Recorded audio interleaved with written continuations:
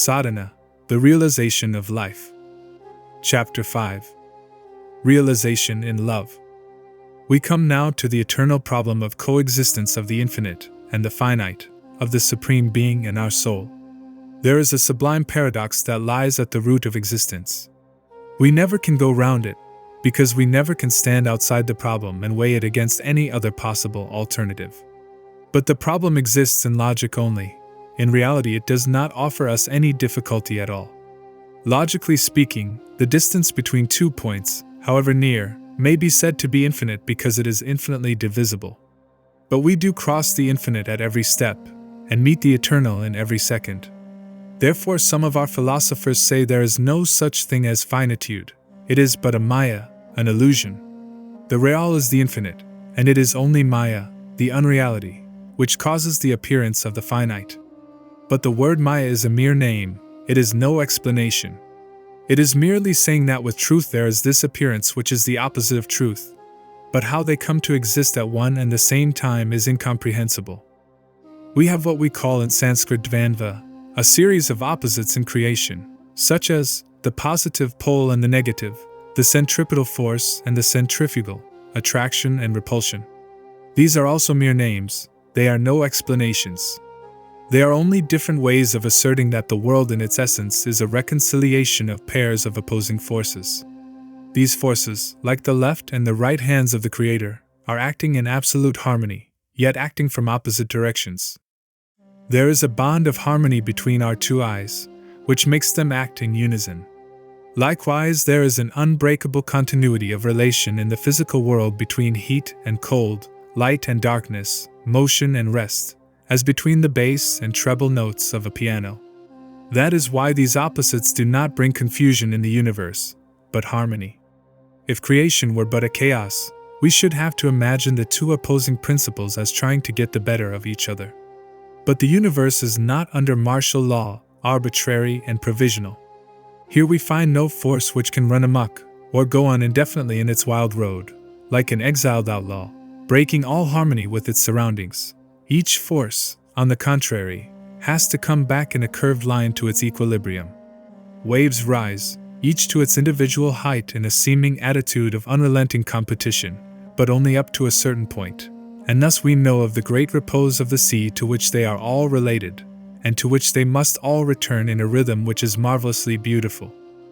In fact, these undulations and vibrations, these risings and fallings, are not due to the erratic contortions of disparate bodies, they are a rhythmic dance. Rhythm never can be born of the haphazard struggle of combat. Its underlying principle must be unity, not opposition. This principle of unity is the mystery of all mysteries. The existence of a duality at once raises a question in our minds, and we seek its solution in the one. When at last we find a relation between these two, and thereby see them as one in essence, we feel that we have come to the truth.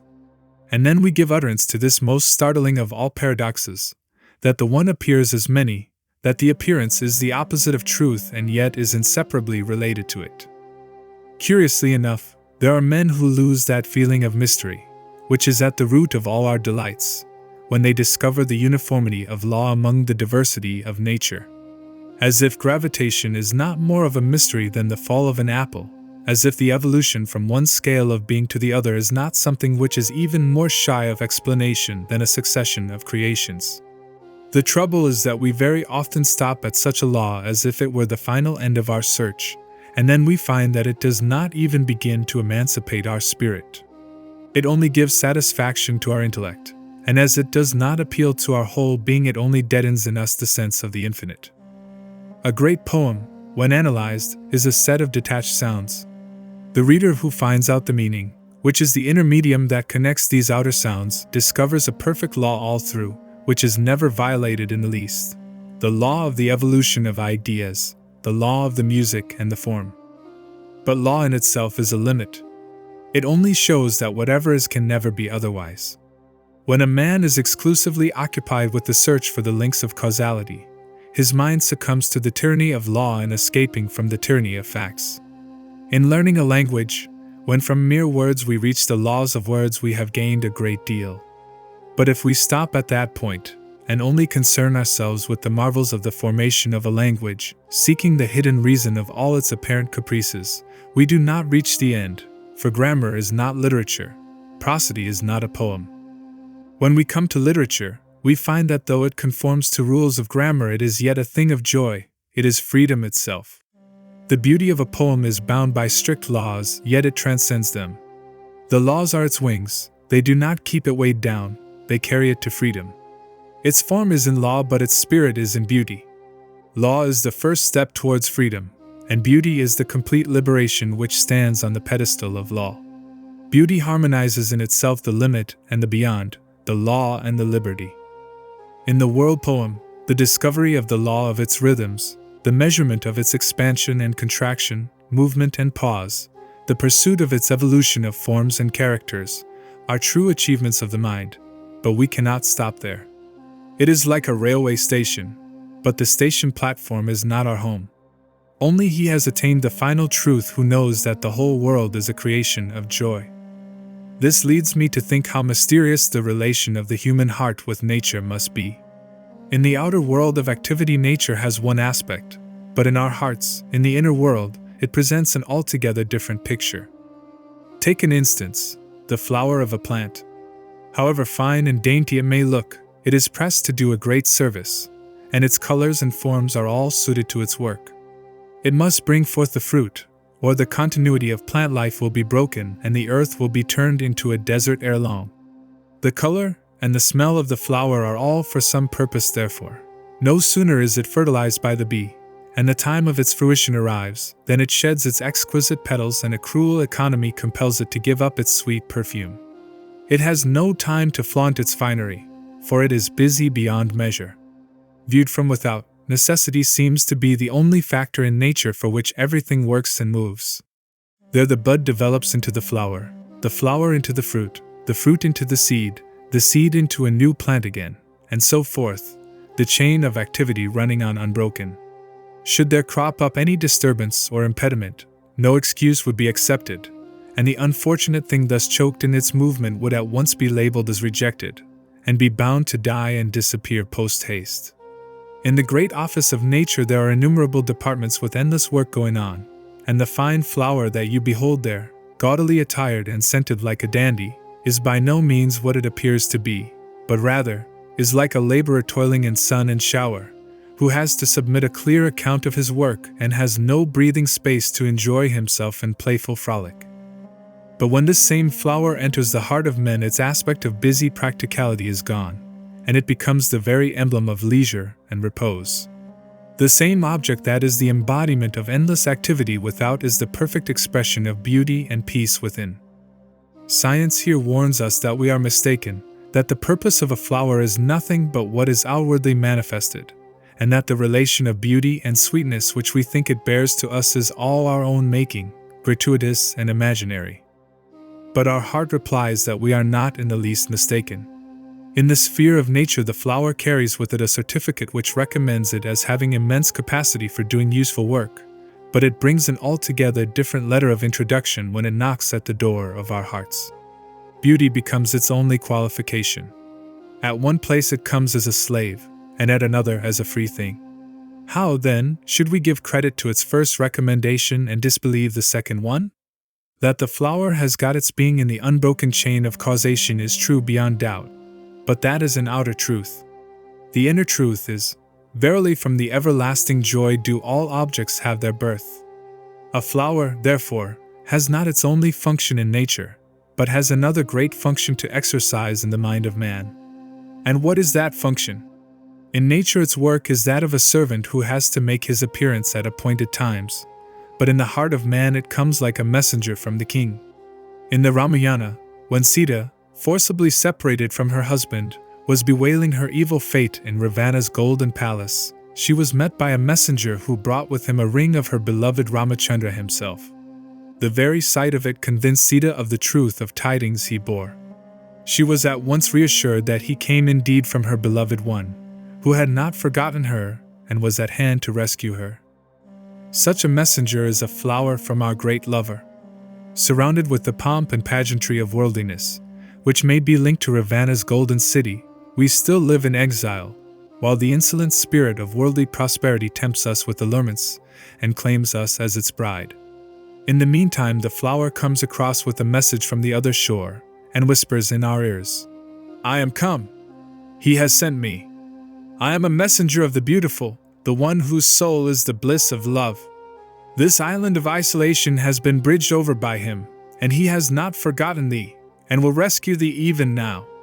He will draw thee unto him and make thee his own.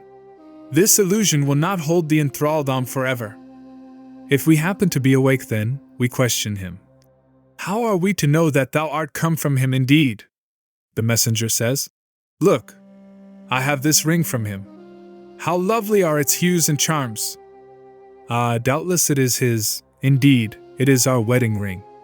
Now all else passes into oblivion. Only this sweet symbol of the touch of the eternal love fills us with a deep longing. We realize that the palace of gold where we are has nothing to do with us. Our deliverance is outside it, and there our love has its fruition and our life its fulfillment.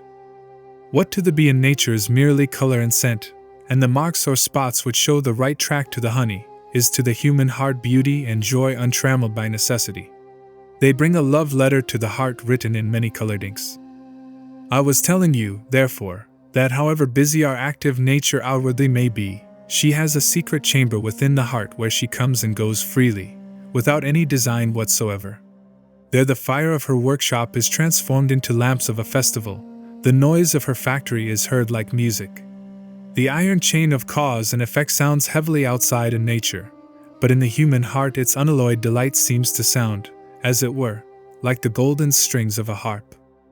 It indeed seems to be wonderful that nature has these two aspects at one and the same time, and so antithetical, one being of thraldom and the other of freedom. In the same form, sound, color, and taste two contrary notes are heard, one of necessity and the other of joy. Outwardly nature is busy and restless, inwardly she is all silence and peace. She has toil on one side and leisure on the other. You see her bondage only when you see her from without, but within her heart is a limitless beauty. Our seer says, "From joy are born all creatures, by joy they are sustained, towards joy they progress, and into joy they enter." Not that he ignores law, or that his contemplation of this infinite joy is born of the intoxication produced by an indulgence in abstract thought. He fully recognizes the inexorable laws of nature and says, "Fire burns for fear of him, i.e. by his law, the sun shines by fear of him, and for fear of him the wind, the clouds, and death perform their offices. It is a reign of iron rule, ready to punish the least transgression."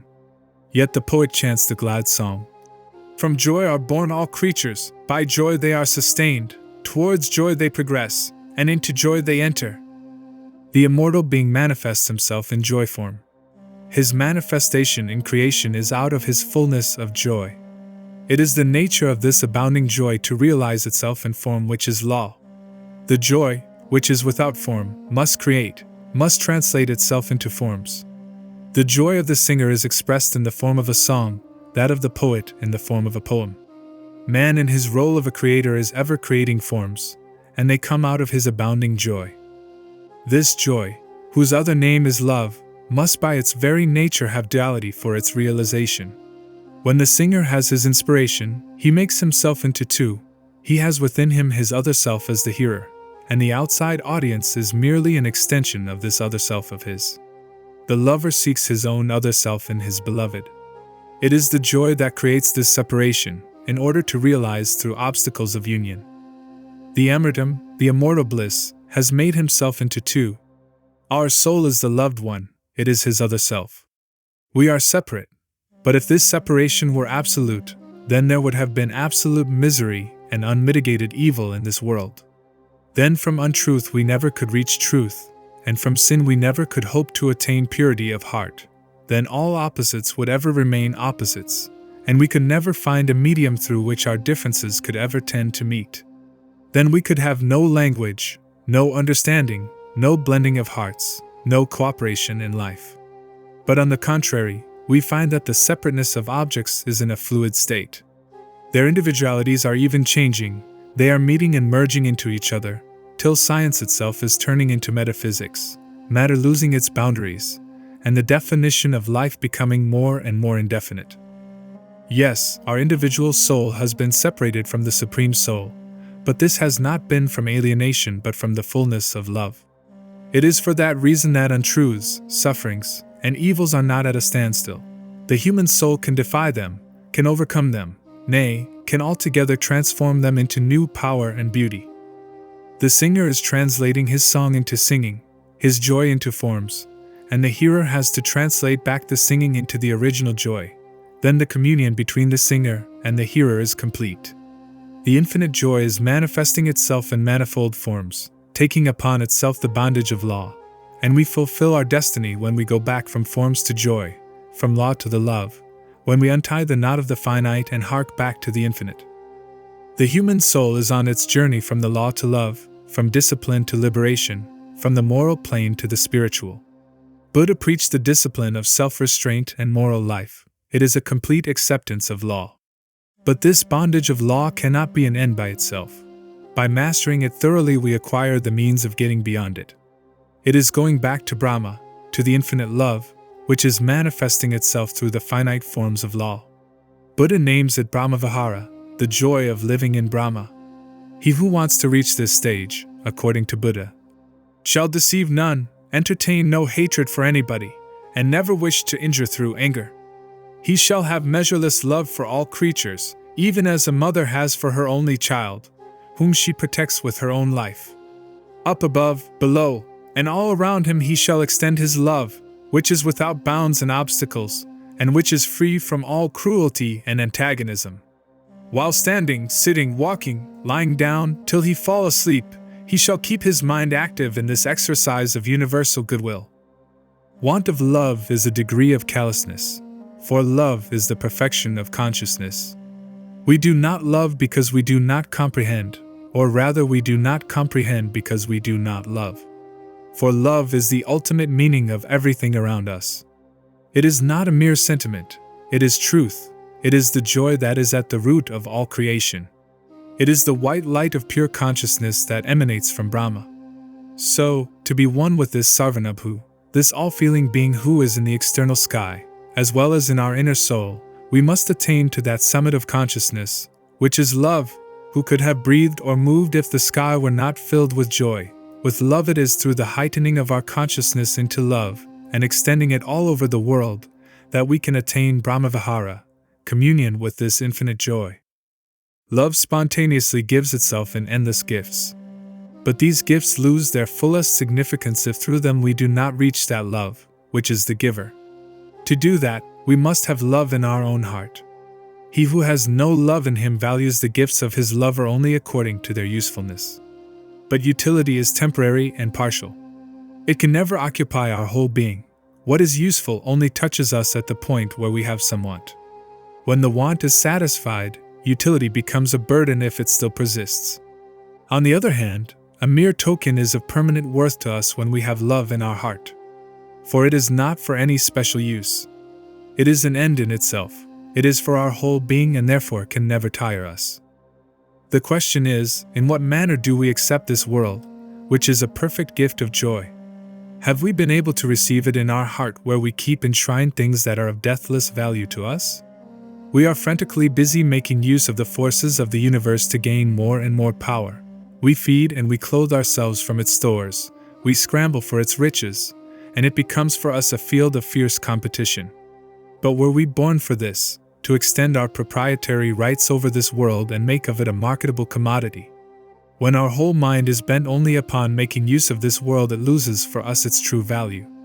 We make it cheap by our sordid desires, and thus to the end of our days we only try to feed upon it and miss its truth, just like the greedy child who tears leaves from a precious book and tries to swallow them.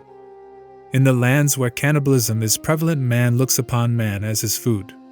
In such a country civilization can never thrive, for there man loses his higher value and is made common indeed. But there are other kinds of cannibalism, perhaps not so gross, but not less heinous, for which one need not travel far. In countries higher in the scale of civilization we find sometimes man looked upon as a mere body, and he is bought and sold in the market by the price of his flesh only. And sometimes he gets his sole value from being useful. He is made into a machine, and is traded upon by the man of money to acquire for him more money. Thus our lust, our greed, our love of comfort result in cheapening man to his lowest value. It is self-deception on a large scale. Our desires blind us to the truth that there is in man, and this is the greatest wrong done by ourselves to our own soul. It deadens our consciousness, and is but a gradual method of spiritual suicide. It produces ugly sores in the body of civilization, gives rise to its hovels and brothels, its vindictive penal codes, its cruel prison systems, its organized method of exploiting foreign races to the extent of permanently injuring them by depriving them of the discipline of self-government and means of self-defense. Of course, man is useful to man, because his body is a marvelous machine and his mind an organ of wonderful efficiency.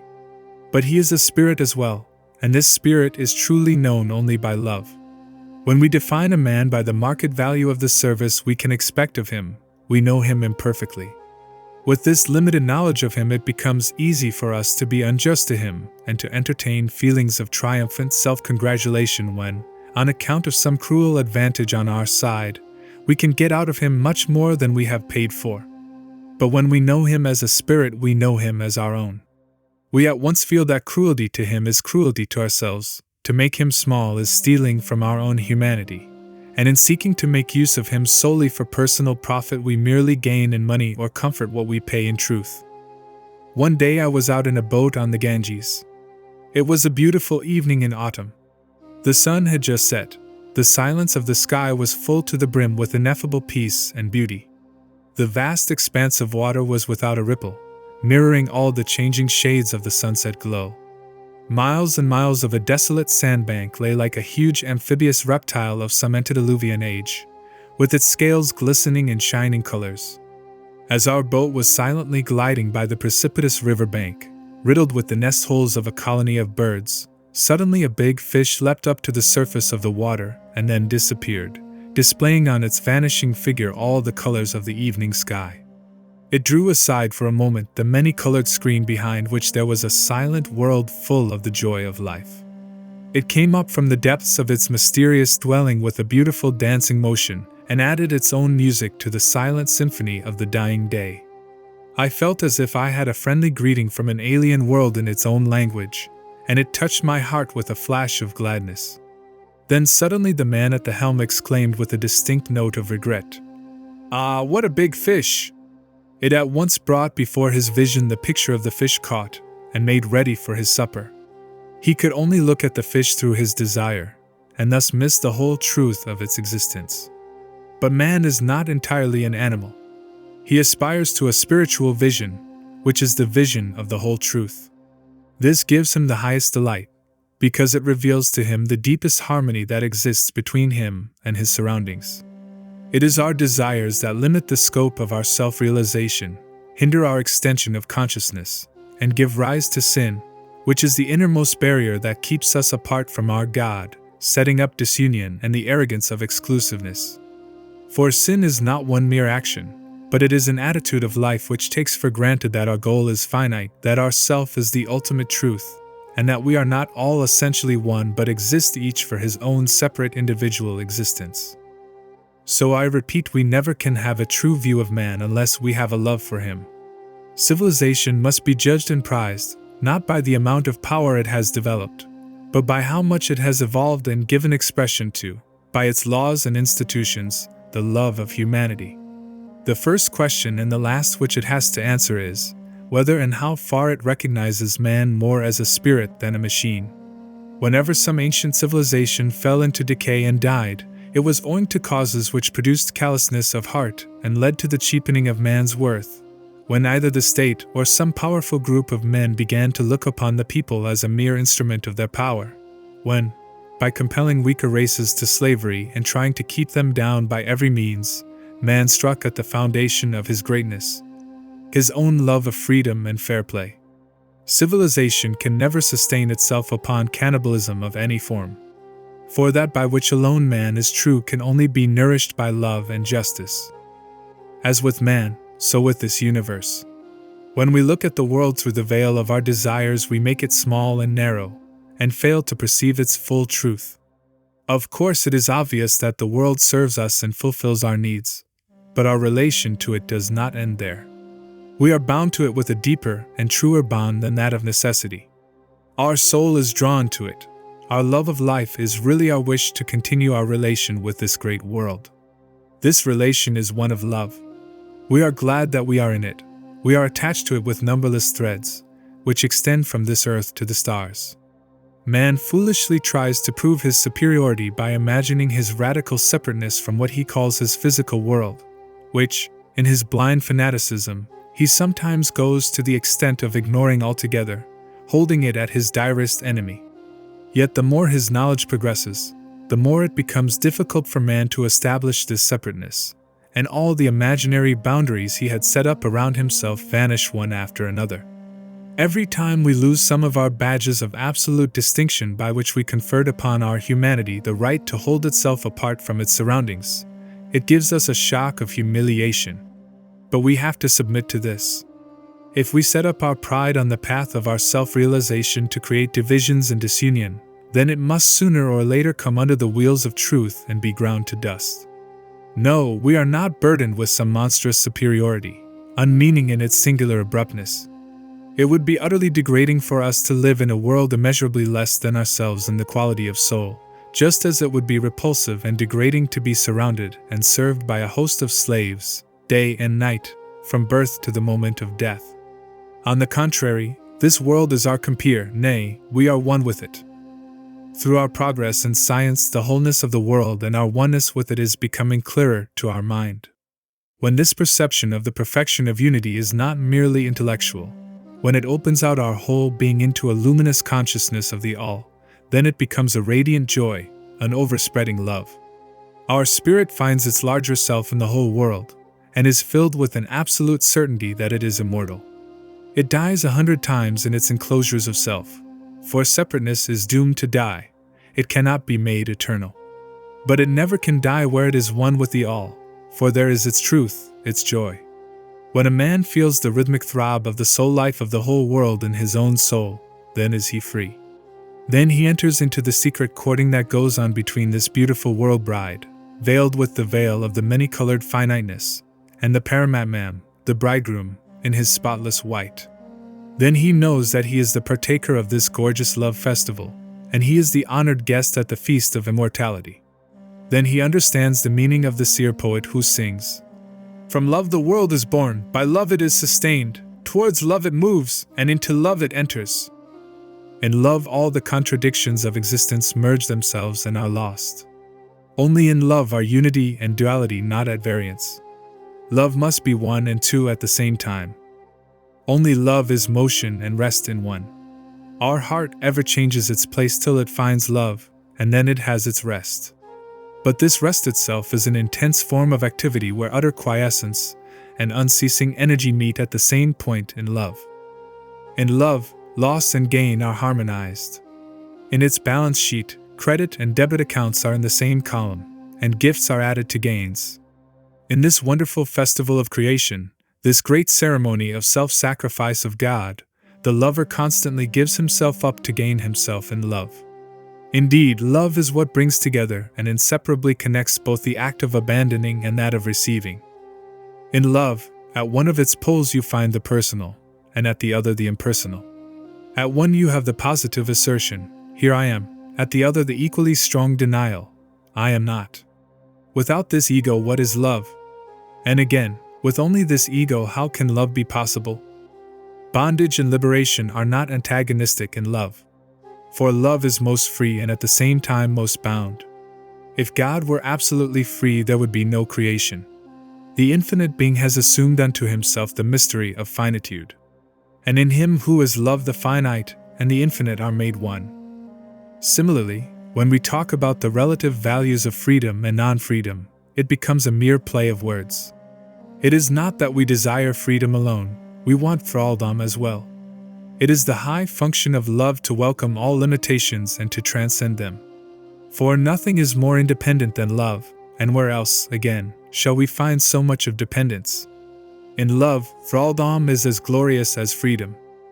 The Vaishnava religion has boldly declared that God has bound himself to man, and in that consists the greatest glory of human existence.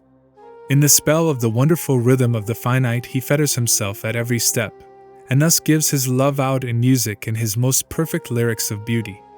Beauty is his wooing of our heart. It can have no other purpose.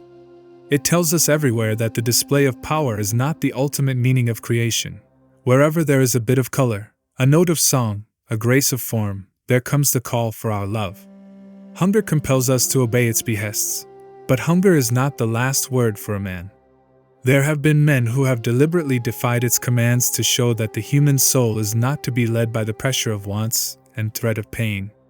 In fact, to live the life of man we have to resist its demands every day, the least of us as well as the greatest. But on the other hand, there is a beauty in the world which never insults our freedom, never raises even its little finger to make us acknowledge its sovereignty. We can absolutely ignore it and suffer no penalty in consequence. It is a call to us, but not a command. It seeks for love in us, and love can never be had by compulsion. Compulsion is not indeed the final appeal to man, but joy is. Any joy is everywhere. It is in the earth's green covering of grass, in the blue serenity of the sky, in the reckless exuberance of spring, in the severe abstinence of gray winter, in the living flesh that animates our bodily frame, in the perfect poise of the human figure, noble and upright, in living, in the exercise of all our powers, in the acquisition of knowledge, in fighting evils, in dying for gains we never can share. Joy is there everywhere. It is superfluous, unnecessary. Nay, it very often contradicts the most peremptory behests of necessity. It exists to show that the bounds of law can only be explained by love. They are like body and soul. Joy is the realization of the truth of oneness, the oneness of our soul with the world and of the world's soul with the Supreme Lover.